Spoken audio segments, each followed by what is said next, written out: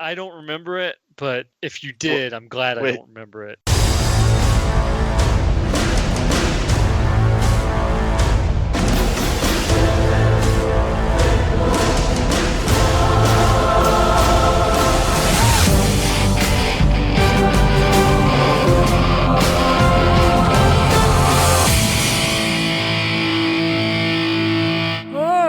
Webway has finally brought you here.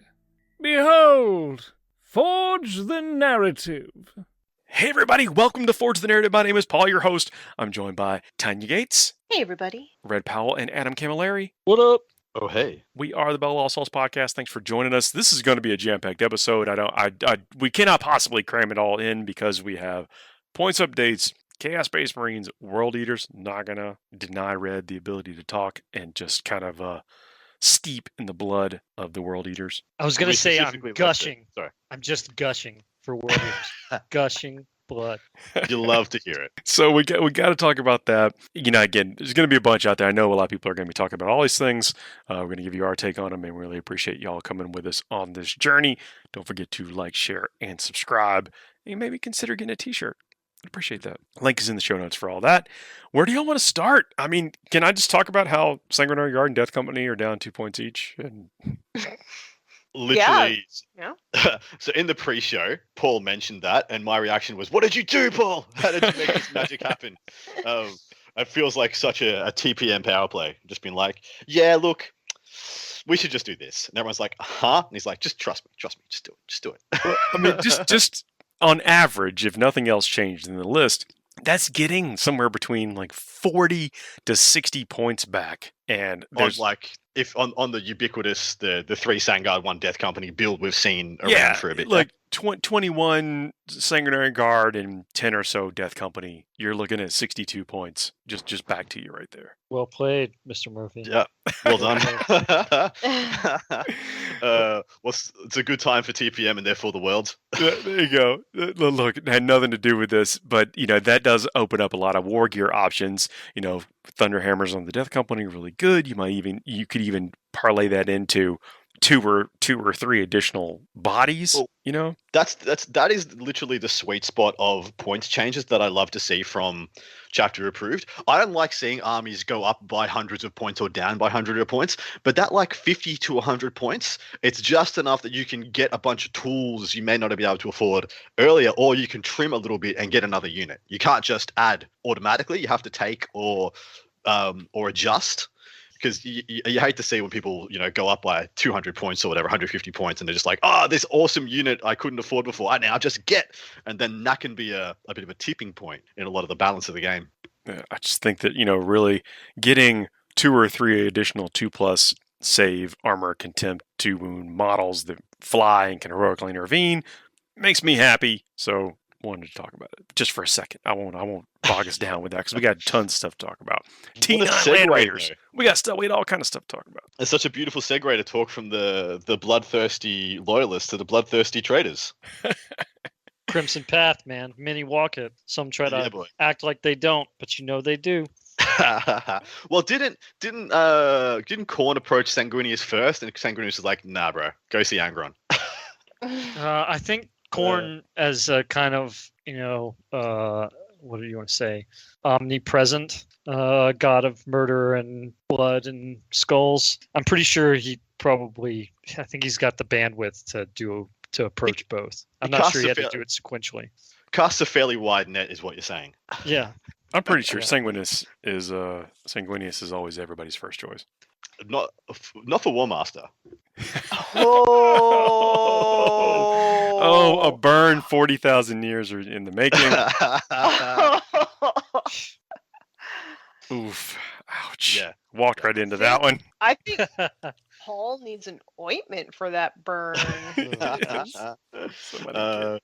the aloe. Man, That's the kind of burn that'll leave you lying on the floor or deck of the Vengeful Spear right there. Choking. Y'all yuck it up until look. Every game we play from now on is going to have 3 Sanguinary Guard models just left on the table, and those are the extra ones. The extra points. Yeah. But finally, so what month are we in?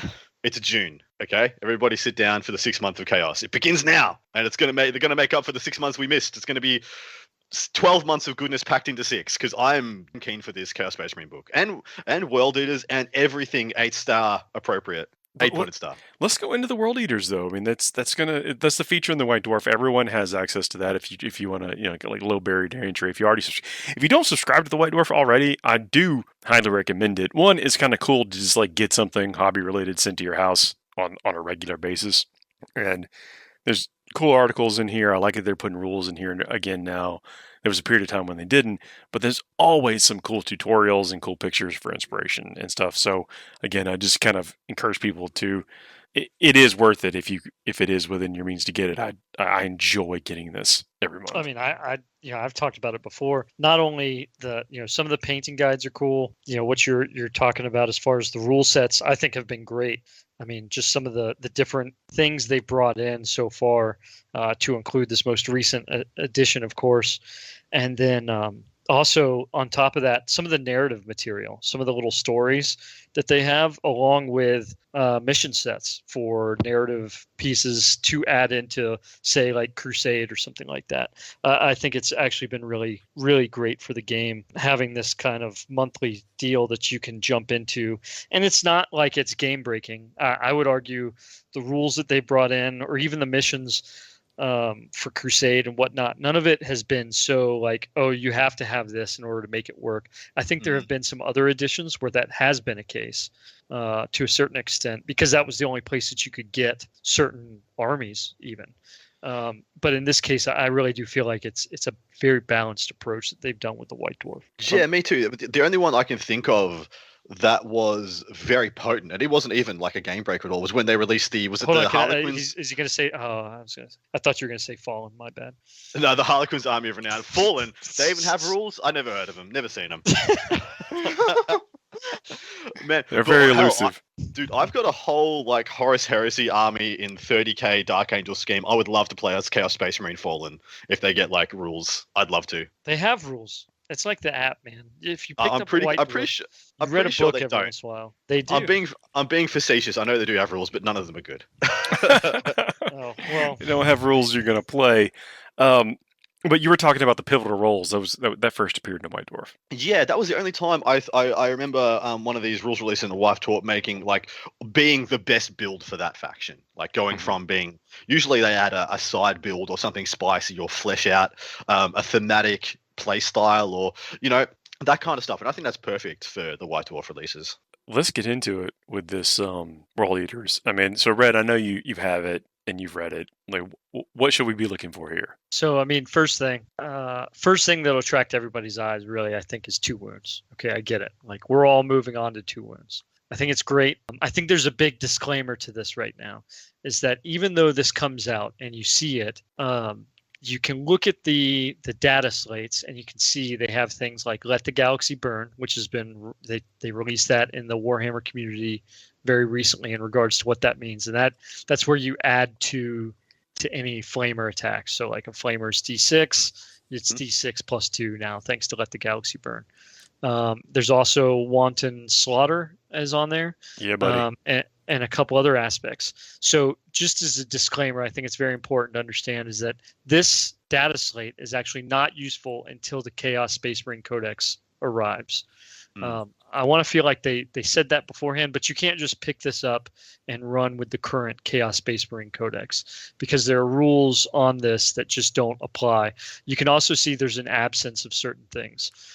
Hateful Assault is no longer there. The Malefic Bolts is no longer there. So just some of those things that kind of were added into the Chaos Space Marine Codex previously are gone. So I mentioned 2 wounds. The next part is that Berserkers no longer have weapon options. They're more or less, they have a Berserker chain weapon, which is a sword or axe or what have you. And then they have a pistol, and that's their basic loadout. No plasma pistols? So I think for however many you take, you can actually switch in and bring a plasma pistol. But they don't have, so they used to have the option where you could have a combination of either a chain sword and a pistol, or a chain sword and a chain axe, or a pistol and a chain axe. One of those 3 combinations for any Berserker. And then there was, of course, the plasma pistols you could bring in. If you had X amount of this, you could bring in a plasma pistol. And then you also used to be able to take the Khârn Berserker champion and add in things like, I know I'm sitting here staring at 4 of them with Power Fist, which you can no longer do. And so that has now gone away in the future Khârn Berserker build. Big change, the Mark of Khârn and the icons.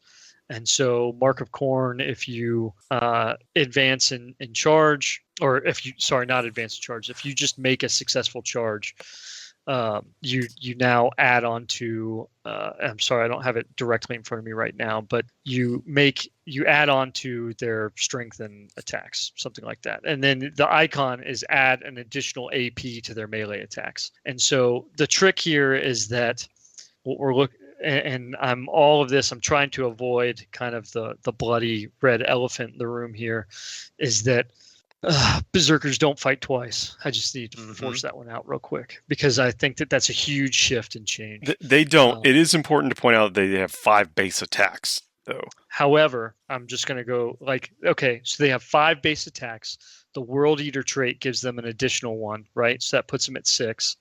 And then I can't remember if the Berserker chain weapon gives them an additional 1. I don't think it does. It does not. No, the Berserker And chain so blade is only -2 AP, 1 damage, no chain which sword. the -2 AP is pretty great, given you're likely giving them an icon, so it's a -3, right? They are strength 5 and they have 2 wounds. And so they're going into this and they're going to be strength 6 on the charge. They have the 5 attacks plus 1 for being World Eaters, so there's 6 attacks. So 6 attacks per model, assuming you're taking the traditional 8 model unit, right? And the champion has an additional 1, so that's 7 attacks on that. Even so though you 6 could times. have up to 10 models in the unit. You could, but you won't, because yeah. that's not how that works, right? That's fair. Yep. So 8 models. I won't brook anything different, but the so 6 attacks times 7 attack, 7 attacks on top of that. Math in public's bad, but that's 40. What? See what I'm talking about? It's bad. Yeah, it's a bunch. 42, Champion has 6 so- attacks. Well, Yeah, so it's 40. It's 49, but the champion has 6 plus 1 for being on the charge, right? Mhm. So 49 attacks right there. And while they don't have Death to the False Emperor anymore, they now have the wanton slaughter mechanic, which is essentially on an unmodified hit roll of 6, they get an additional attack for their melee weapons, wanton slaughter. And so you've got that, which is great. So you're going to generate more attacks off that. Now, okay, we just said 49, right? That's 1 fight phase, 49 attacks.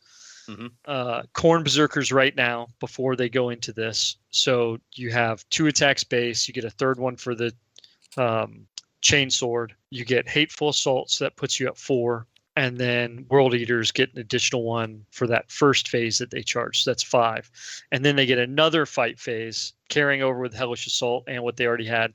That's 4 attacks. So that makes them 9 attacks plus Death to the False Emperor. And that's also including an additional 6 inches base for the pile in and consolidate move. So you're losing 6 inches in movement and you're losing 3 attacks in the most optimal scenario. Not counting Death to the False Emperor change, which the data slate had it as, of course, with the change from the balance data slate. It was not just unmodified hit rolls; it was straight up just +6. So Death defaults everybody. And death, yeah, exactly. And so that was huge. It was a big deal. And now that they've adjusted that, we've lost that. We've lost a number of attacks. We gained a couple things, but really nothing else has changed for them. And so was 1 wound. And don't get me wrong, there's still 17 points. So remaining the same point value. 22 points. Oh, they did go up 22. Yeah. Okay, my bad. So they're 22. It's a hard sell for me to tell me. I'm assuming there's more, and I have no clue what the World Eater Codex is going to look like.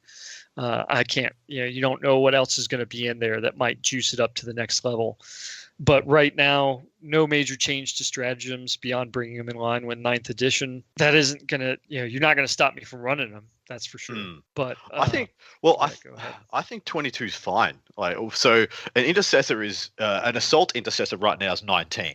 So there's 3 points difference. I mean, this is of course we're comparing somewhat apples and oranges. They're both still fruit though. They're both still a 3+ armor save, toughness 4, 2 wound profile. How many attacks did you say your strength 5 butcher boys get each? Like just a base, just 5 base, 6 on the charge. Yeah. So there's 2 base on an intercessor, +1 for the chainsword, +1 on the charge. So he's got 4. So 3 more points for, and I think the the chain axes have an extra strength as well. Chain axes are strength user. Yes. Okay, it's the Mark of Khârn. The Mark of Khârn gives them +1 strength on the charge. If they charge. Yeah, if they charge, and then the icon gives them another AP as well, so they'll be AP 2, strength 5 with 6 attacks each, Strength rather than 6. Yeah, exactly. Yeah, so I think this is a good 3 points. No problems there at all. Yeah, I mean they'll be AP 3 with their. They will be. They'll be AP 3, and then so the next part is there's I mean there, like I said, talk about going Super Saiyan, right? Super Khârn Berserker, whatever you want to call it. You can now the CP game is going to be a little different, right? You got to be very careful with the CP. I arguably think that the way CP is going in the new version is good. I think that the generation of it, like one in yours, one in mine, it's with the stratagems that's going to be such a big deal because you only need so many. I love Skulls for the Skull Throne, which essentially, and this is a carryover from Faith and Fury, is that when you kill a character, you pay 1 CP and you get D3 CP back. So that's a cool little thing to throw in. The next part is that you can stack these CP on top to create. I mean, you can spread it out if you want, if you need to, for economy of force, or you can take one unit and make it into a monster unit by increasing AP, increasing. I'm assuming that they have something that increases because they used to have. I guess this is one of those changes. They used to have one that was increased debt to the false emperor. I'm hoping that they have one that increases wanton slaughter from a 6 to a 5 because that was awesome.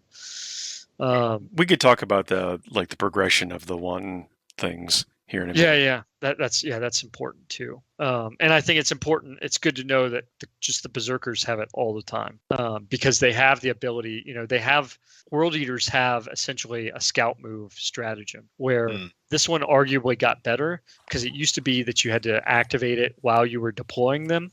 Now you can activate this stratagem in the beginning of the first battle round. And so you get to see in the timing where that plays out better. Is it called Forlorn Frenzy? Yeah, I wish. I thought it was a pop. It is. It's a pop. What is it? I love it. A apocalyptic. Apocalyptic. Apocalyptic. I'll let you guys butcher this one. Butcher as well. Nice. We're getting all the fun. Frenzy. So they have that. One of those pronunciations had to have been it. Yeah. But that allows you to move 9 inches at the beginning of the game.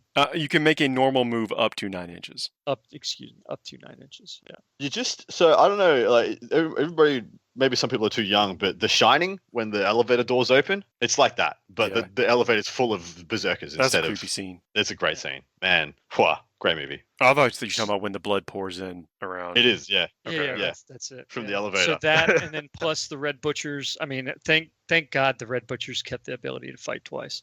Ooh, that's actually pretty spicy. That, and then of course you can increase their AP again, so you can put them at AP -4. And there's actually an ability. So we don't know yet if the Dark Apostles carry over to the World Eaters, but the Dark Apostles have an ability to increase your wound to roll by 1. So you can stack all this, and if World Eaters keep Exalted Champions, which I hope they do, they get rerolls to wounds in melee, which is massive. So a few things to go back just to. If anyone's following along after they do have these things in their hands, the Red Butchers is a 2 CP stratagem that says use the stratagem before the battle, select 1 World Eaters Chaos Terminator Squad unit from your army, add 1 to the strength characteristic of the models in that unit, and then this unit gains the ability Blood for the Blood God. This unit can be selected to fight 1 additional time in each fight phase. It must be eligible to fight each time it is selected to do so, and you can only use this stratagem once. Yeah, it's awesome. Yeah, it's awesome. 10 Terminators. 8. Paul? I'm sorry, eight Terminators in this environment seems to be a pretty good thing. So Yeah, I mean, right now we've still got Armor of Contempt, which I think is an awesome buff, especially going into as much melee as we're trying to do. And so I think it's fun. I think it's gonna. I mean, I'm not gonna. As much as I'm gonna miss fighting twice with all of the berserkers, there's still a lot to take advantage of and a lot to have a good time with. And really push it out there. So I'm excited as always to see more Khârn develop on the table.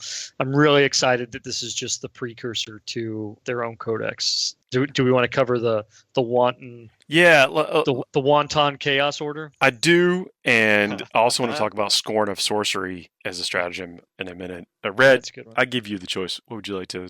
Let's do Scorn of Sorcery since we're already on that vein. In the stratagems, Scorn of Sorcery is a 1 CP stratagem. Use a stratagem in your opponent's psychic phase after a psychic test is passed for an enemy psyker unit and after any Deny the Witch attempts is made, if any. So optional there. If that enemy psyker unit is within 24 inches of any World Eater's unit from your army, roll a d6 and a 4+, that psychic power is denied. So the reason I like that is because if you still had like a Master of Possession or whatever in your army or something, you could try to deny and then roll the 4+. Yeah, you get a double look at it. Yeah, which I think is uncommon. I don't think is that anywhere else? Only the time I've seen, I think Sisters have something similar with Bloody Rose. I think they have a 4+ deny after they get to roll the single dice to see if they deny it but that's only if they take that whatever it is, prayer or thingy doodad. I'm good at this. The thingy, the doodad, the rosary. Yeah, that's it. The thing that they do. The pre-game stuff thing. One-ton destruction, right? One-ton burrito. Yeah, let's go. Let's get to that. Let's just get to that. So, Let the Galaxy Burn is, I don't want to say it's like pseudo-doctrines, but it's pseudo-doctrines. Yeah, chaosified. It's thematically cool. I like it. Yeah. So, if every unit from your army is Traitors Astartes, in every Legion unit from your army, excluding Abaddon the Despoiler, is from the same Legion, the unit gains the following rules. Each time a model in this unit shoots with a flame weapon, when determining how many attacks are made with the weapon, add 2 to the result, which is cool. The unit gains a bonus depending on which wanton act is engaged in, as follows. Oh, so the next bullet point is this: you get the thing during the first battle round, your army and every unit from it is engaged in wanton destruction. What that does is the unit is engaged in wanton destruction each time a model when the unit makes an attack with a heavy, rapid fire, or grenade weapon. An unmodified hit roll of 6 scores 1 additional hit. During the second round, you move on to Wanton Massacre, which is while the unit is engaged in the Wanton Massacre. Each time a model in this unit makes an attack with a rapid fire, assault, or pistol weapon, an unmodified hit roll of 6 scores 1 additional hit. And then at the start of the third battle round, you go into Slaughter. Each time a model in this unit makes an attack with an assault, pistol, or melee weapon, an unmodified hit roll of 6 scores 1 additional hit. So you see the theme there, and Wanton Slaughter pretty good. But here's where it gets interesting. So during the fourth and subsequent battle round, at the start of the third battle round, select either Wanton Massacre or Wanton Slaughter until the end of that battle round, and then for the fourth and subsequent, you're engaged in Slaughter. Yeah, so it's similar to how they're doing the progression of the Imperial doctrines, where you can choose turn 2 or turn 3. Sorry, turn 3 you can choose to stay or go. I like it. I like it a lot. I think this is really cool. I think they've managed to take, because there is some assumption that there is still some parallels between Space Marines and Chaos Space Marines. I like that they've kept it same, but flavorful. Mm-hmm. I think it kind of reflects that death to defaults everybody. Yeah, feel. The one thing I think that they've got better, the better part of it is that their rapid fire weapons pop off on turn 1, over and above only the heavy and grenade weapons for the Imperial side of the things. So that's actually pretty sick for them. Oh, that's right. Yeah, I didn't even think about that because you could gear that with plasma. Yeah, absolutely. Yeah, plasma guns popping off to turn 1 off a Dreadclaw, maybe red, popping into good range. Yeah, all sorts of options there that are better here than they are for the Imperials. Mind you, it's up to you whether you think the Rend is better than the Exploding Sixes. I think generally more hits mean more better. is my 9th edition rule of thumb. So yeah, 1 additional hit as well. It's not 1 additional shot. So if you got a 6, it just is 1 more to the pool. You don't have to roll for that 1 additional either to see if it hits. So going back to the stratagems, is the one that Red was talking about. It's called Stoke the Nails for 1 CP, and you can use a stratagem at the start of a fight phase, select one World Eater's core unit from your army. Until the end of the phase, the unit is considered to be engaged in wanton slaughter, and then also add 1 to the strength characteristics of models in that unit. I mean, I'm going to say a little clap to G-Dub for using wanton. As in WANTON, because it's just going to make a plethora of puns for years to come. It's just going to be so much fun. Just like someone's going to bring their wonton soup with them, and they're going to be like, "We got to talk about something on air." Yeah. That's right. Which wonton combination would you like today? Just say no to puns, please. Yeah, no, Yeah. do not. It's the Please. cycle of life. Don't turn your back on it. So Khârn, pretty good. Khârn actually does get the ability to fight an additional time. Good. Yeah, and However, okay, here we go. keep going. No, keep going, Paul. It's So the model can be selected to fight 1 additional time in each fight phase. It must be eligible to fight each time it is selected to do so. Yeah, so that means there's no choosing to pile in and get a bunch of extra movement if you're not within engagement range when they're selected to activate. And that's the same caveat on the Red Butchers and stuff too. Yeah, I mean, I think if they put that caveat on everybody's fight twice, they could have left a couple more fight twices in the game. But as it sits right now, there's only a handful of models that it applies to. I do like the parallels I'm starting to see between Drazar and Khârn the Betrayer. I feel like they could be 2 sides of the same coin, which I like because they both kind of got that feeling of. Aren't they the same side of the same coin? Yeah, I guess you could. Yeah, well, it's the it's the coin from the Dark Knight where you lose on both sides. Dang. Yeah. But wait, Both sides equal murder. keep going with Khârn and the rest of his rules. Oh, you want the rest? Okay. Yeah. That's good, but there's a little bit of a shift here from what he used to have. So Slightly. Betrayer, at the end of your movement phase, if there are any other friendly units within 3 inches of the model, roll a d6 and a 2+, select one of those units. The unit suffers 2 mortal wounds, so he is the Betrayer. This guy he didn't like to have friends. After poor old. Well, I don't want to no spoilers, but he's got no. He gets within engagement range and he just starts spinning, right? And he just keeps spinning, just until he decides to stop. Sometimes there's some stuff still alive, sometimes there's not, but he just spins, right? It's like, yeah. Here's the Deadly Assailant. Each time this model makes a melee attack, you can ignore any and all modifiers to its weapon skills, characteristics, and you can ignore any and all modifiers to the hit roll. So just 2s. Yeah, 2s all the time. Just 2s. Yeah, doesn't matter. Only thing you care about is 1s. I like that. Yeah, and that's actually a thing he used to have that has now come back. That was not in the last edition of Khârn the Betrayer. Yeah, that's true. 6th and 7th edition, he'd always hit on just straight up 2s. Yeah, would always hit on straight up 2s, but once he hit his own unit. Right. Well, and it used to only be 1 mortal wound, but now he's got to do enough damage to actually kill someone now. So now it's 2 mortal wounds. Yeah, exactly. His Gorechild is Nick 4 AP, 2 damage. And also important to point out that his plasma pistol is strength 8. He has a very nice plasma pistol. What's the strength nice. on his Gorechild? User. So it's strength 6. So, he's strength 6. Yeah. So he used to be strength 5. Gorechild used to be strength 1. And I guess Gorechild here says this weapon always hits on a roll of 2+ regardless of any modifier. So I guess he carried that over. And it used to be D3 damage. I'd much rather take 2 damage for sure. Same. 2's so much better than D3. Y'all say that now. He's neg 1 damage. Still. So he does have the Marker Corn 2, which is we should point out in case we said it too fast earlier. Is his +1 strength when he charged or heroically intervened. Yeah, strength 7's beautiful. And then his rerolls, right? Just what a captain. Sorry. Yeah, no, he has the Lord of Chaos aura. While a friendly World Eater's core unit is within 6 inches, each time a model in that unit makes a melee attack, reroll hit rolls of 1. So he used to have you can reroll failed hit rolls made for friendly World Eater units within 1 inch of Khârn the Betrayer. So it used to be, you had to be in that 1 inch, but he could reroll all hit rolls or failed hit rolls. Be within 1 inch for 1 round before he kills you, and then That's right. Yeah. Yeah. You make sure you choose them first. So you have to thread that needle of being a little bit 3.1 inches away from him. Yeah, everyone better consolidate out from that dude. Yeah. After they get their attacks in, you activate them, they consolidate away from him, and then he goes. Seems I reasonable. like it. I like the extra arithmetic. I'm very happy the marks of chaos do something now. Like I've been. I want to say just open a keyword for you to buy something Rather- else later. Yeah, exactly. Yeah, they should innately give you something, and they all do now. Like I think this is also in Warhammer community. They gave us 2 of them at least. They did. Marcus Slanesh always fights first, makes a lot of sense. And then in addition, if you have the icon keyword, like you buy an icon upgrade or a standard bearer upgrade, essentially, they'll +1 to hit for Marcus Slanesh. And It's big.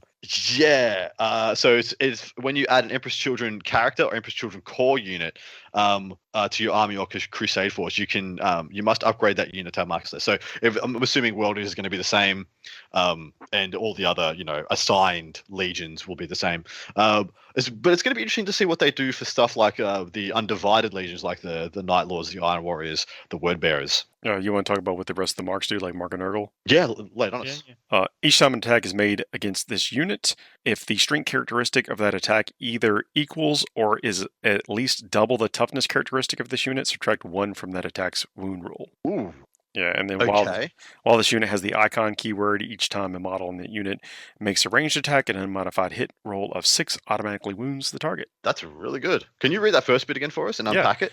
Each time an attack is made against this unit, if the strength characteristic of that attack either equals or is at least double the toughness characteristic of this unit, subtract 1 from the attack's wound roll. So it's almost a transhuman-like effect, if people are familiar with that.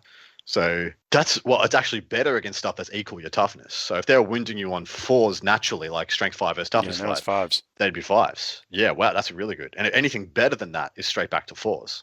So that's an extremely powerful rule. To be just on random troops. Yeah, man, that's very potent. Get that over in the Death Guard, that would be nice. Yeah, it really would. Mark of Zinch, once per turn. The first time a saving throw is failed for the unit, the damage characteristic of that attack is changed to 0. Oh, yes, please. And if the unit has the icon keyword, each time a model in this unit makes a ranged attack, improve the armor penetration characteristic for that attack by 1. Huh, it's fine. Yeah, I mean, in fact, all of them are really good. All of the 15 marks are points. really They all cost 15 points to for a unit or a character, right? You pay 15 points on a character, 15 points on a unit. Yeah. So you can have a unit of 10 dudes and it's still 15 points to give them all the mark, right? Yes. Brilliant. I think that's a great way of doing it. Yeah, these are good. So Yeah, I don't mind those. If you can, so I'm interested to know if it's only for core and like it said here for the Emperor's Children, because if you can, let's say, I mean, my imagination is running wild right now, but when you start putting vehicles with that the first instance of damage zeroed buff, mark of Marcus Zinch, you start making people like have to try and get a wound through with a bolt gun before they try the multi-melters and the las cannons, and I think that's hilarious. Here we go. How Adam ruins Warhammer 40k. Oh! It was ruined long before I got here. You mind your business. Look, it's gonna be like I mentioned, as kind of throwaway comment at the very beginning. Land Raiders are toughness 9. I am so in for this. I see no mark. I see no ability to give him a mark though. Yeah, that is that's fair. true. Yeah, that's fair. I was pretty sure it'd be core and character for the marks. Makes sense. Probably very specific which units can get it. Like it says, they have the option to or something like that. Yeah, your toughness 9 Land Raider. 0 is the first round of combat, or is -1 to wound when you shoot the las cannons at it. Like las cannons wounded on 5s, and who's got this mythical strength 18 weapon that's gonna break? Some knights do. And then the Predators and Vindicators have gone up to toughness 8. Praise be the Dark Gods. Finally. Most of the other things are toughness 7, including the Defiler, toughness 7, which I think is weird. So here's the thing, yeah. Some people I've already heard being like, "Oh, why they should hotfix the Imperial one so they get toughness 8 too." And I'm like, I actually think they do. I actually don't think they do. These Predators and Land Raiders have been around for 10,000 years. I think they deserve a little bit more toughness for surviving 10,000 years. It's like you've seen an old car, driving down the highway. It's got that. It's almost like get that layer of protection over it. Yeah, they don't make them like they used to kind of effect. Yeah, I love that. There's no crumple zones, If it's straight up just cast iron, if it hits you, it's going to win, that kind of feeling. Yeah. Back to the Marks of Chaos, just to mention this. If your army is battle-forged and includes any Chaos Space Marine detachments, then when you muster your army, with the exception of cultist units, you can upgrade any Chaos Undivided Core or Chaos Undivided Character unit, excluding name characters from your army, to have a Mark of Chaos. In addition, you must upgrade every Demon Prince model from your army to have a Mark of Chaos. So you must upgrade every Demon Prince. Yeah. Cool. Is there a Mark of Chaos Undivided by any chance? No. Interesting. But I think there is an icon that's undivided. Yeah. So each time you upgrade a unit, it loses the Chaos Undivided faction keyword, if it had, Okay. and gains the Mark of Chaos keyword. Well, I mean, like, Chaos Undivided Demon Prints are extremely rare, right? In the lore? I mean, The I only- would claim the to be only an one- expert, but the only one I know of is like either has all of them. Like, No. I mean, there's. I would argue that there have been a couple. any like Iron Warriors. I was going to say, now the know, Iron Warriors do have some that have gone one Khârn. direction or another. I Yeah. think that Falcus from the Fiber, Iron yeah. Warriors Omnibus, he has a more Tzeentchian flair, but he still, it didn't seem like he was necessarily committed one way or the other. Like some of these Like- these legions, I mean, they're not known for necessarily being prescribed to a specific mark. That's fair.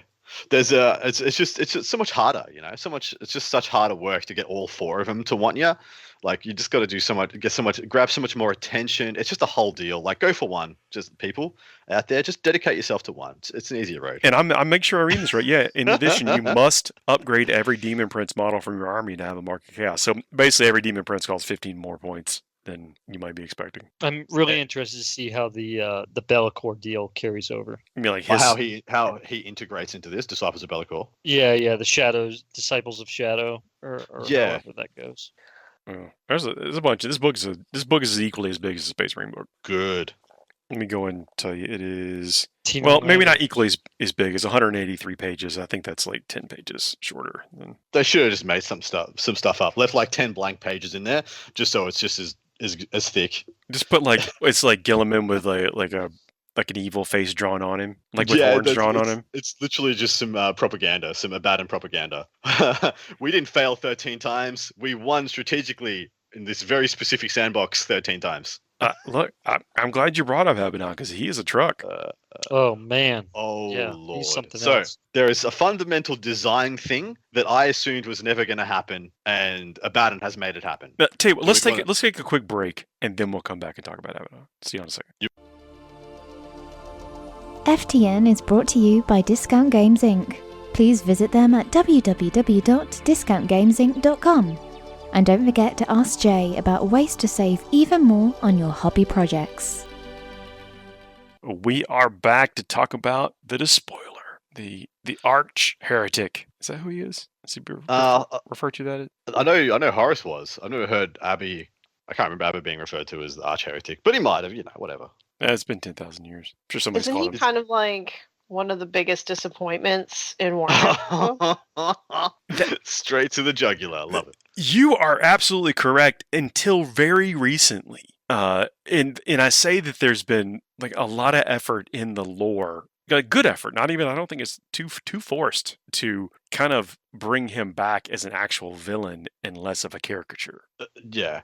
Was it on this show? I made the comparison between him and Team Rocket from Pokemon, where he was just blasting off again every time and never seemed to accomplish the thing. He was always blasting off again. To seal the just at a deal. distance.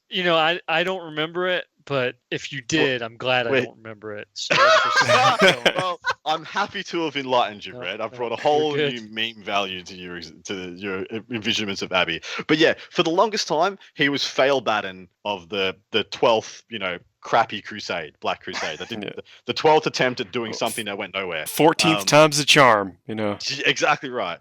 And we were perpetually stuck at this, 1 minute to midnight position of the 13th Black Crusade in the lore of, is this the big deal one that's actually going to shake things up or not? And then G-Dub decided, yes, indeed, this is going to shake things up.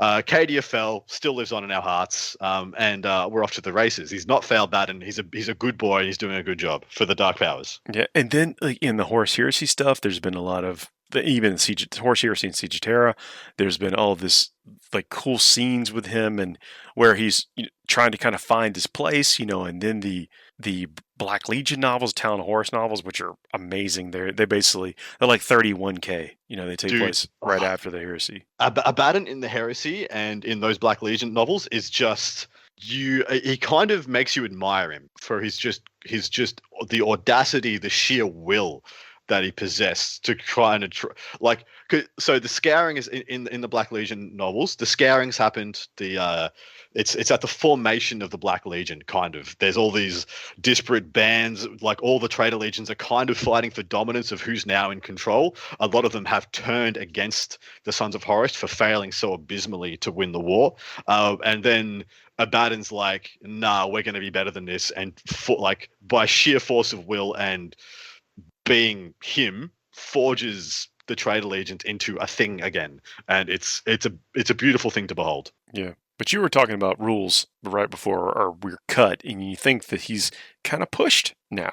Is that right? I think he's cranked up to 11 out of 10. That speaker that Spinal Tap has, that's Abaddon now. This model goes to 11. This model goes to 11.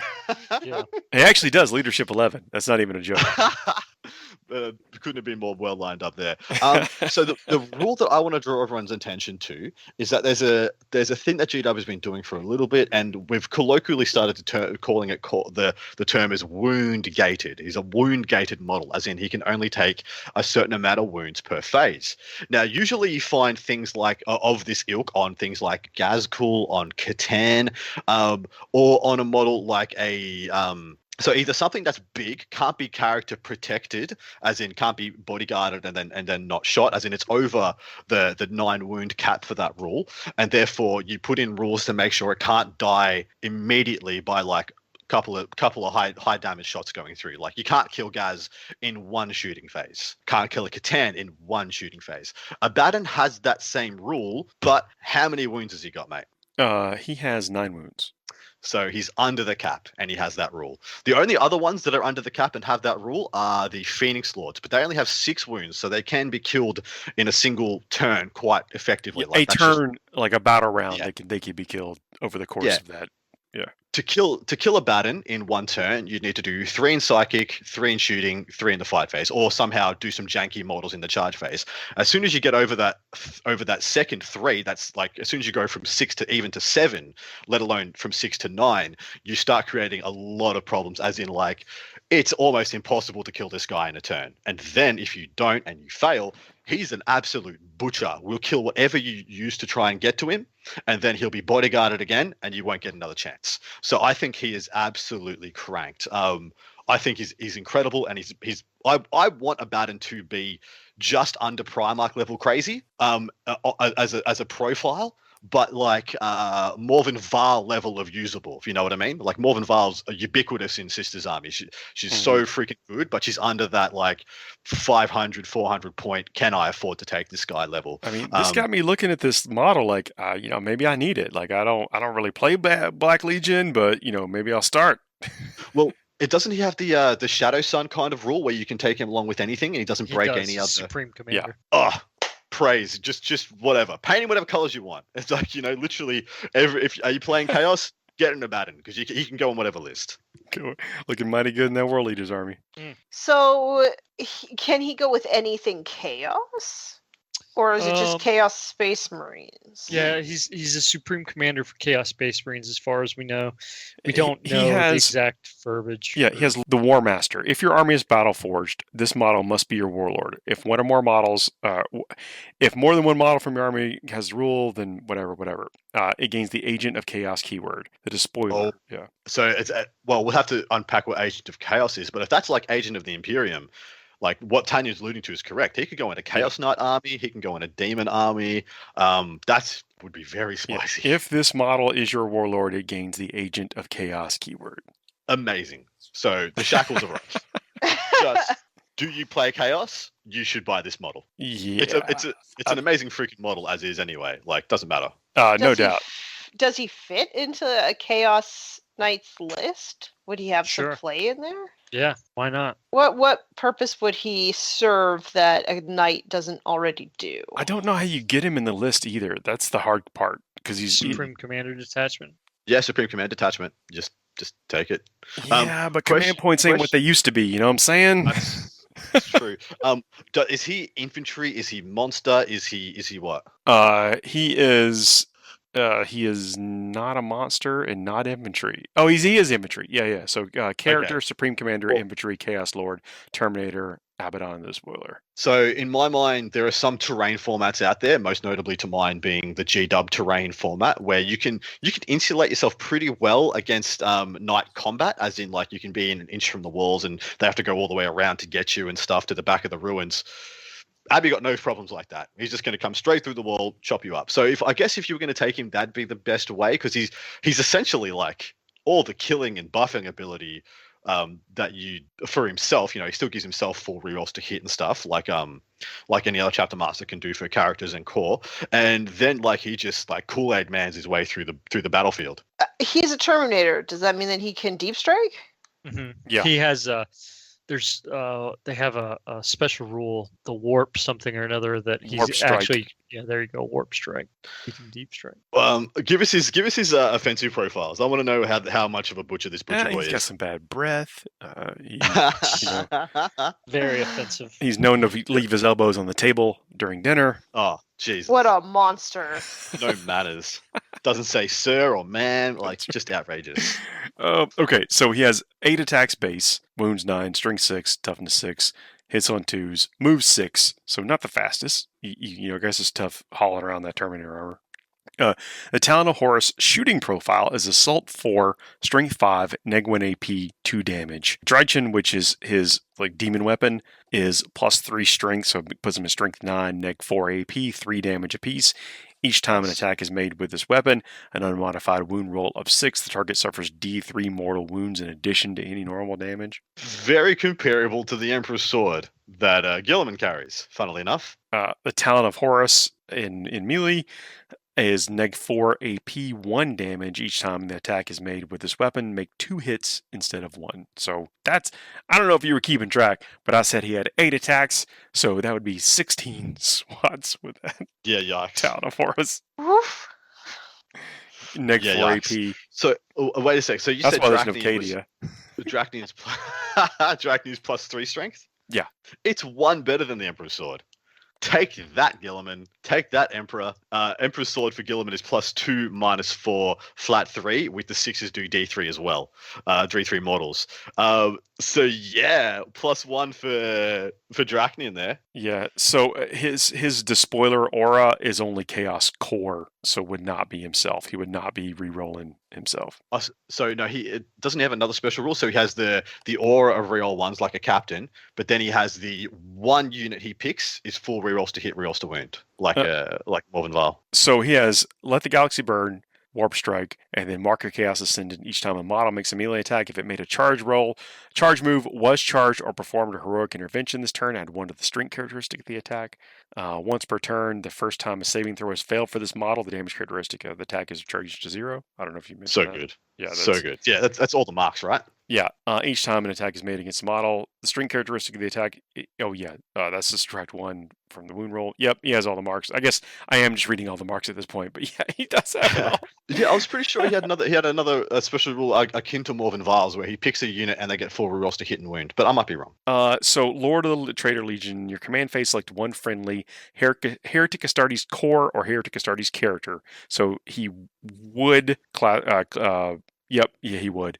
Within 6 inches of this model until the start of your command phase, each time this model and the unit makes an attack, you can reroll the hit roll. If that unit is Black Legion, you can also reroll the wound roll. Spicy. Yeah. You got exploding 6s. You want to get a lot of exploding 6s? Full rerolls to hit, baby. It's just going to pay out. Yeah. And he has the 4+ invulnerable save, and they'll only take 3 wounds. So he can only take 3 wounds. And he's -1 to wound if your strength is the same as his toughness or better, and he zeroes the first instance of damage. Yeah. And he has always fights first. So if you charge him and you charge anywhere else on the table, you got to fight against him first or else fight next. Me. I'm buying an Abaddon right now. Man. I mean, Red, just buy an Abby, put Khârn's head on him, like play him as like Khârn Ascended or something. Don't worry Do about whatever you that. want. I've got plans. It's all there. I've been working on this kind of stuff. I have an Abaddon in a box just waiting to fit. I've also got 30k, right? I've got my own modded Angron that I've been working on that'll make a perfect switch for this. All sorts of great material.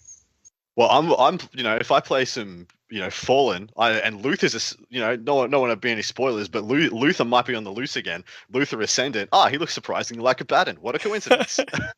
He's been eating his Wheaties. He has been eating all of his Wheaties, all of them, the entire universe's worth.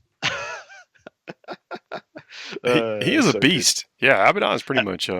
Here's the kicker. Pretty good. Is he better or worse than Gilliman? Gilliman does have some tricks. So I think the Ultramarines are just worse than Chaos Marines. So therefore, by proxy, Gilliman would be worse. Gilliman is 380 points. Does a lot of the same stuff, except he's also got a +1 advance and charge aura for anything that's Imperium.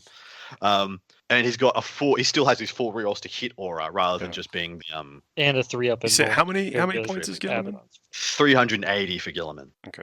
And Gilliman can come back to life as well. So there are some things going for Gilliman here. Yeah. You want to take a guess how many points Abaddon is? Oh, he's got to be, if he is 300 or less, he is a freaking auto take, insanely, he's priced to go. 320, 340 would be absolutely fair. I'm going to guess 350. Tan, you want to take a stab? I'm going to say that he's going to be like Trajan Valoris and be horribly undercosted. So I'm going to go with 250. 250? And Adam, what'd you say? 320? I went like 320 around there. He has 300 points. But you have 1,700 points to build all your other Chaos armies. You do. Yeah, so you got to pay for all those marks. Yeah. Are you Black Legion? Yeah, your army starts at 1,700. Yeah. But Gilliman in the points update is also 300 points. Oh, snap. Okay, that's fair, because I thought Gilliman was losing a bit of traction for how takeable he was. Is Morven Val 300 now as well? Because he still ain't no Abaddon, unfortunately. Gilliman. Yeah. Yeah, he's got less attacks, but he buffs a little bit more, like homogeneously, like he buffs a little bit more across the board rather than just bits and pieces. But Morven Val I thought Morven Val and Abaddon would be pretty comparable. She's 280 points. She's one less remains 280. Yeah. I think that's totally fine. She's one less strength and toughness. She's a couple less attacks. She's a little bit worse in combat, but she's less points and she halves damage instead of the gaining much damage. Less. She's not much less, but she's still incredibly good. I mean, she shoots a lot better than Abaddon does as well. Well, you didn't like the Assault 4? I do, but it's no missiles, missile launcher, super heavy bolter. Yeah, it's only one, essentially super bolter shot. Yeah, indeed. Really cool, man. Really cool. And we just scratched the surface of this book. We have not talked about any of the units or combos or the possessed that Red does not care for. Why don't you care for them, Red? Their thighs, man. Their thighs? What's wrong with their thighs? They haven't been doing leg day enough for you? Some of them been doing leg day too much. Your drill sergeant would not abide. No, man. It's kind of like my thing with helmets. Why would you not go into it with a helmet, right? Yeah, they do have a lot of exposed thigh. You are correct. Yeah, I think there's 1 of 5 that has armor on his thighs. On his thighs. Yep.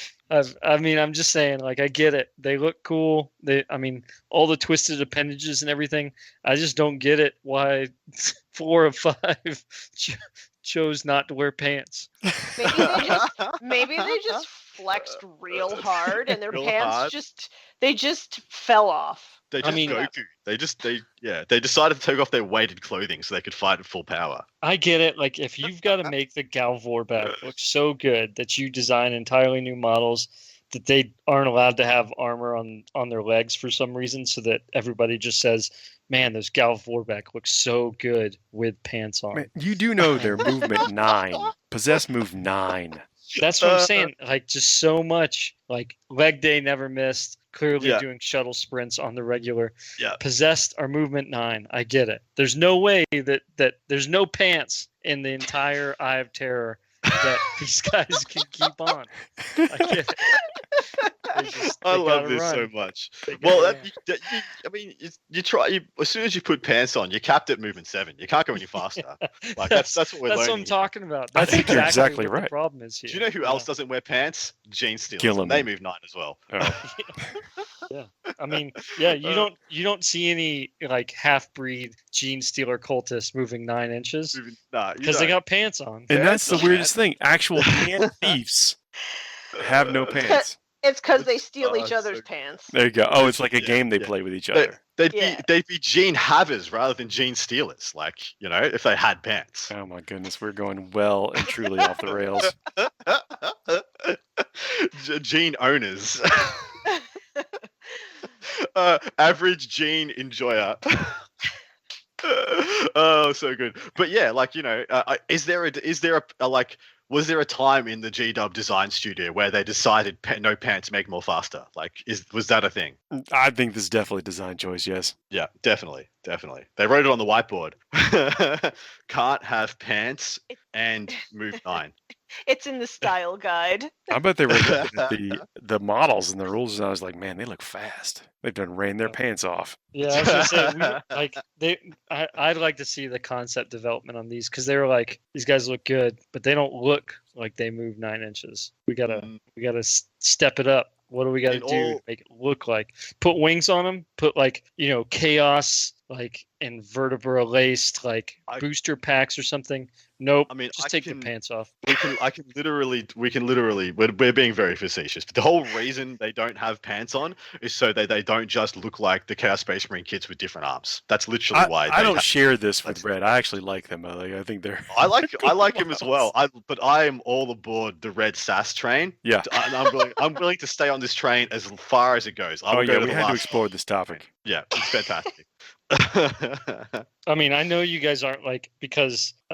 I mean, okay, maybe Paul, you get an Abaddon, but like Adam, I mean, unless you're, I don't know, just somehow like the meta dragon just really hits you hard. I'm not seeing you picking up a bunch of possessed and playing them, so I'm just being. Only time I would do it is probably in 30k. I'd very happily. And play at that Word. point, you're doing Galvor back anyways, Exactly. and they look way better. I have a trivia question for you.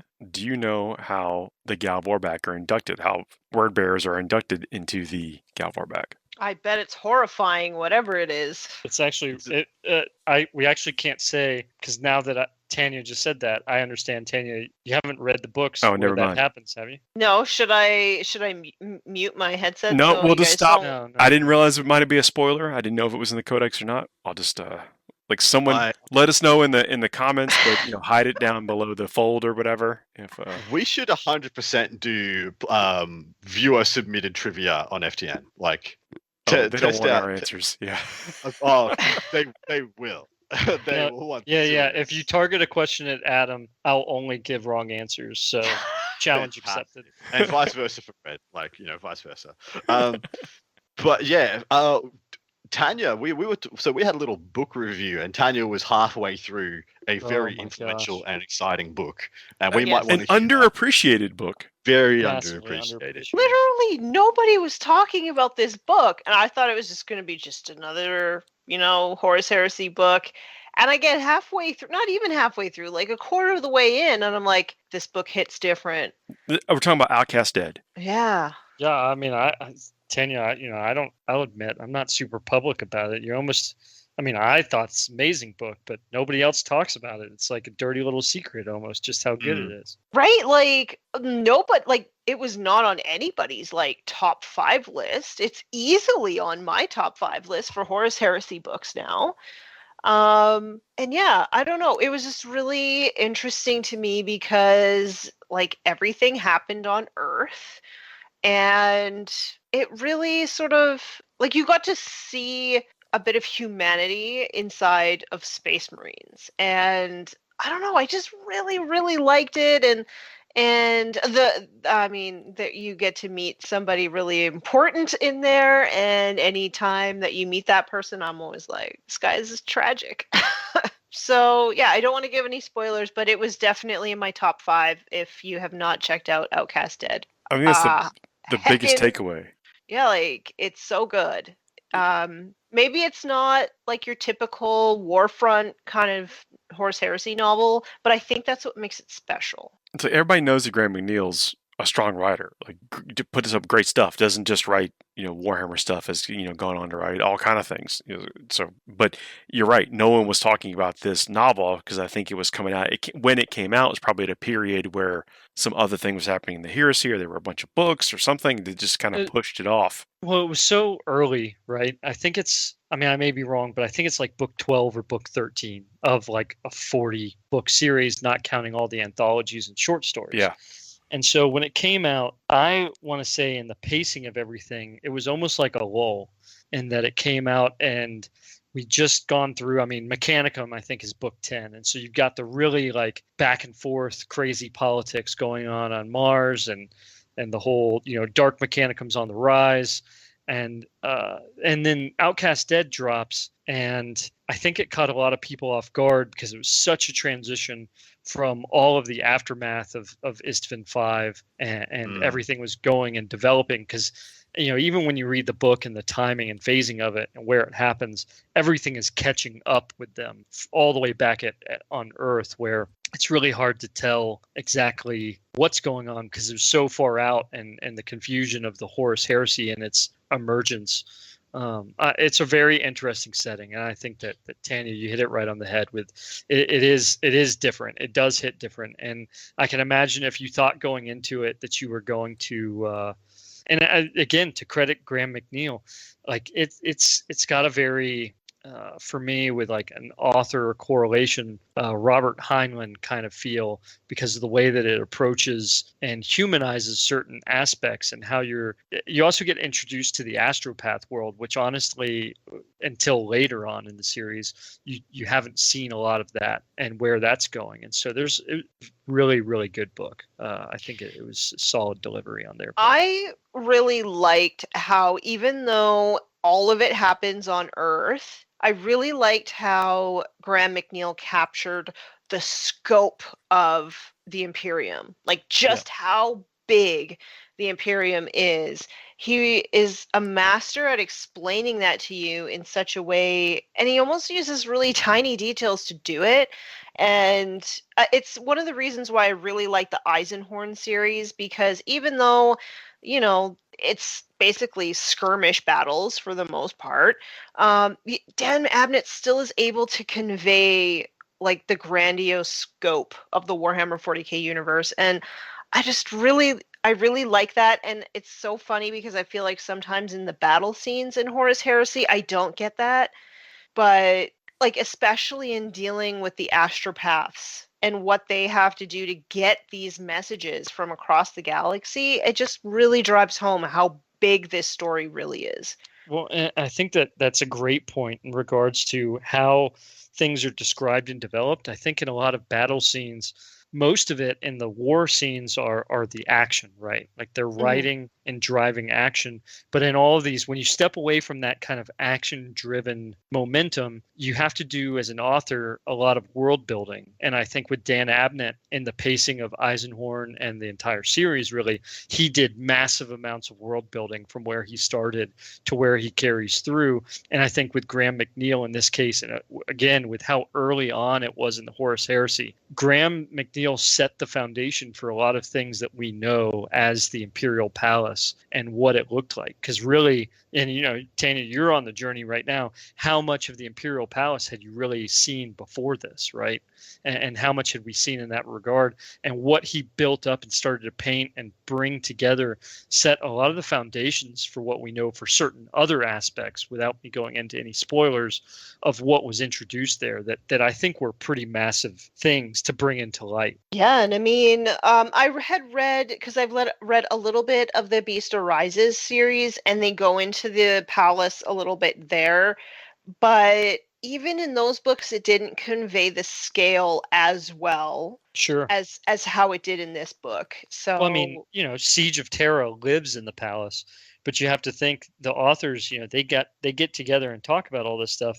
They had to hearken back to where he started with this, with a lot of the material he set up. Yeah, I can see that. And it really is just a wonderfully written book, and almost every single character in it develops by the end. And yeah, I would probably give it a 10 out of 10.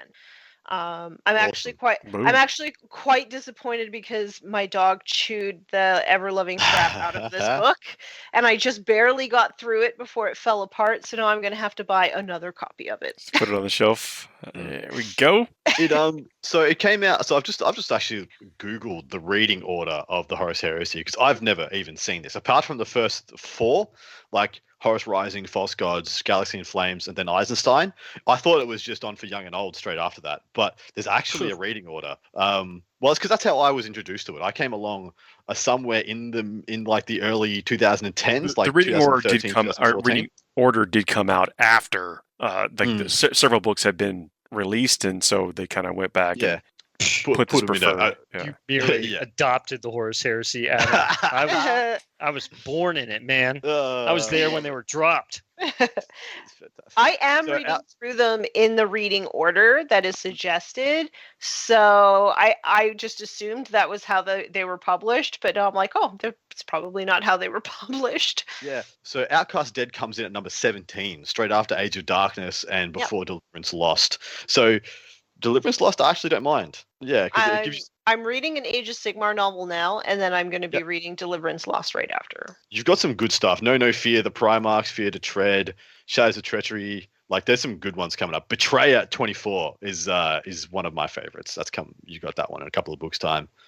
Man, to read Betrayer for the first time again, that'd be fantastic. Yeah. Don't you wish you had like a Men in Black style thing where you could just delete like reading Lord of the Rings for the first time and then enjoy it for the first time again? Like, how good would that be? Yeah, I can't argue with that. But would you I feel with like those grandiose books, you get something different out of it every time you read it. Yeah, but it's never as I don't know how about you guys, but I've got a really good memory for movies and books, at least. Maybe not scholastically or academically, but like books and movies I find very hard to watch again and again and again, because I remember all the high points really well, and so I kind of just have to look for the minutia to get a lot out of the second and third like retellings or whatever. So yeah, to go through something the first time, like I remember breaking out in a sweat reading Betrayer towards the end. Like just being like, oh my God, is this actually going to happen? Like, and then being like indignant and like furious, and yeah, it was fantastic. I agree. If you skipped over Outcast Dead, go check it out. You will not regret it. Before we wrap the show up, I do want to mention that the detachment abilities that we were talking about. You know, we're talking about wouldn't it be cool to get like some of those rules on a Plague Marine? Turns out you can. The Slaves of Darkness allows you to bring in Khârn Berserkers, Rubric Marines, Plague Marines, Noise Marines, and alter a little bit of their rules, but you do get to include them in your Chaos-Space Marine force and get those. So is that saying you'd probably lose your, like say for Plague Marines, you'd lose your contagions, but instead you'd get access to the stuff in this book? That's right. So I'll use Plague Marines here. Actually, let me use Berserkers as the example here, is that they always have the elite battlefield role, must replace all of their faction keywords with Chaos, Khârn, Heretic Astartes, Traitors Astartes, and then the Legion, gain the Let the Galaxy Burn ability, must be upgraded to have the Mark of Khârn, and never gain a Legion trait. And you just replace that as, appropriate down there as to other specialty Marines. Or the Legion Marines. I'm saying Abaddon with some World Eaters, not looking bad. Yeah, I think it's fantastic. So we've covered like 3 pages out of this Chaos Codex. We have hinted at rules or points changes, and we know we're getting some command point changes coming down the way here. And yeah, it's never a dull moment. Next time on Forge the Narrative. Not a good Dragon Ball Z intro, huh? That's fantastic. Do it, yeah. 3 more pages of chaos. 3 of 193. I think the book has depth. 30 episodes will cover the Chaos Space Marine. Hey, this year of chaos ain't gonna make itself. No. Yeah. Yeah, I mean, we should, for the next like 6 months, if there is chaos stuff to talk about, we should make it a priority. I think the book is deep. I think there are going to be multiple army lists out of here. Yeah, I mean, at least until October, like, and then see you later, chaos. We're all about them teeth. Yeah, no, but there is going to be great stuff in this book. I mean, how can it not be? Like,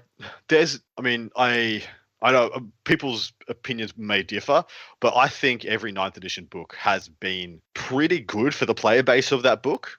There's only really, I think it's only been like 1 or 2 stinkers, and they were very early on in the edition. And stinkers in hindsight compared to the rest more than anything else. Like when the Necron book came out, Necron players were ecstatic about that book. It was only once you got to the Drakari and the Admech book, you looked back and were like, oh. So yeah, I expect this to be very good to Chaos players, and I'm very happy for them. Like there is a, so maybe I'll put this to Red. Chaos players are, I shouldn't say Chaos, unanimously or exclusively have the rights to the perpetual salt, but it seems like even when things are good for chaos players just have a bit of a salty persona going on, which I think is very, very thematic almost.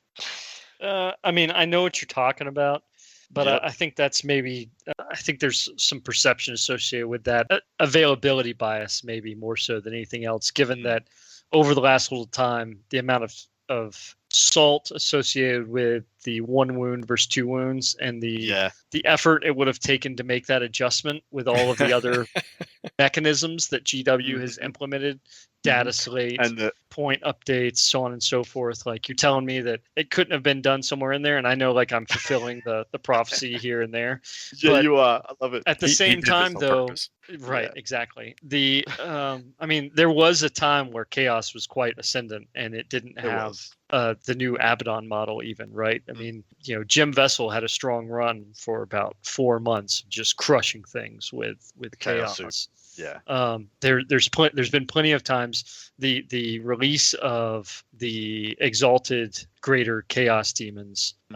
You saw the monster mash lists of Lords of Change somehow just running around tanking entire armies. There's been some good aspects to it. Has it been an uphill battle in some extents? Yeah, sure. I mean, you're constantly competing with different things coming out, but it's kind of like the Guard Codex in certain regards, and how they've continued to just kind of staple things onto it to try and keep it afloat Relevant. or apace, Yeah. right? And I mean, look at Hateful Assault, Malefic Bolts, right? Those are just copy and paste name changes from what they were giving Space Marines while they were updating Space Marines more so. And in the meantime, the Chaos Space Marine Codex, like they had to do a 2.0 version of it, which wasn't that much of a change, I'd argue. But they've just I think it's fair to say that they've struggled really since 7th edition. I think they saw a prime point at the end of 7th edition, where so many different factions saw a prime point with all sorts of other things, that throughout a lot of 8th edition, the Chaos Space Marines, just Chaos Space Marines, I think when you mix, and I think this is a strength that is often forgotten or not necessarily taken advantage of in a lot of cases. When you mix a lot of the different aspects of chaos together, it was doing really well. I think when just Chaos Space Marines, there was a little bit of a struggle there as they struggled to retain relevancy. Where I think it all stems from is the we always talk about how comparison doesn't really help things all the time in life in general. Comparing yourself to anybody is never does you any good. You always place yourself above or below, never equal. Whereas that's exactly where you should be ideally. But there's always the Imperium comparison for Chaos Space Marine players, especially, and we know how good GW has been to Space Marines over the past 5 years, just constantly, ever since the freaking what was the Battle Company in 7th edition, the comparisons like bang began, and then every time Space Marines got a little bit of a tool up, instead of a parting of the waves, like here's the side of the we're going to separate these two things. Chaos Space Marines are getting their own bespoke stuff, so we no longer have to get the second hands, the hand me downs of whatever we give Space Marines, a la the Bolter rule, the shock assault rule, essentially, that they just got kind of copy pasted over. And even now, the doctrine rule is same but different. So GW want the comparison to remain. They want us to see these guys as the dark side of the moon to the regular Space Marines, regular Astartes, but then don't treat them the same. I mean, we've had 4 or 5 waves of, especially Primaris releases that have come out. We've had 2 for Chaos Space Marines in particular, 2 different waves of model updates releases. In the same time, we've had an entire Primaris range, like essentially an entire new range of Space Marines come out. And so that's what your Chaos disloyalty reaps. Yeah, the Chaos Space Marine players are constantly struggling with the comparison. I would have preferred it to that G-Dub just kept them separate and just decided, here's the point of distinction. We're going to stop making these mirror each other and take them in completely different directions.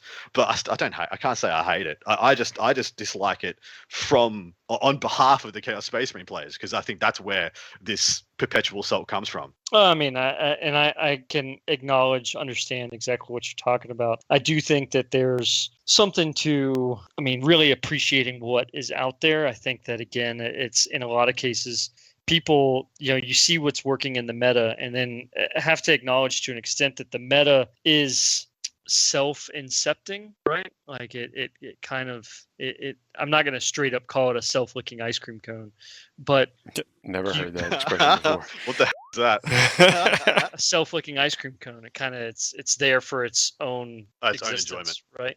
Yeah. And so the meta, like, you see what's winning, so people bring or adjust on what they see what's winning, instead of branching out and trying what maybe was intended to certain regards, right? Mm-hmm. And so it causes inception to certain regards because it just simply exists to begin with. And so going back to that, Chaos in 5th edition, and I know I'm reaching way back, brutalized people with Lash, right? That was a psychic power that essentially made units move. Loved and hated it at the same time. Exactly, right? And it just it maddened people, both good and bad. And then we carry forward into 7th edition with the Cabal, the Cabal of sorcerers, along with just different mix of things and there was all sorts of things going on, and it's not fair to say that Chaos has always been on the back end of things, because it's definitely had its moments in where it's risen to. Even putting Mortarion and Magnus on the table at the same time used to cause quite the stir across the boards, and so there's been a lot of good times for Chaos in its own right. Now, fairly, are they the poster children for GW? No. Space Marines are, right? Like that's just the bottom line. I'm sorry, Paul, that it's not even Blood Angels either, but sometimes it is. Sometimes it is. Sometimes it is. On that note, this has been a great show, and I think there's the topic itself is cool, and I love it when the bad guys are good in this game, because it just seems like the whole game gets more context. Yeah, I think it drives it. I think it really is. There's the wheel spinning, and I think that's pretty much the Imperium doing its thing. And then there's someone like making the wheel spin, and I think that's the bad guys in a lot of cases. We will be back next week. Hope to see you there. Don't forget to leave some comments, do all that kind of stuff. Let the algorithm know that other people find us as well. We really appreciate it. We'll see y'all then. Good night, everybody. Trivia questions. Wrong answers only for Adam. Yep. Good night, everybody. See ya.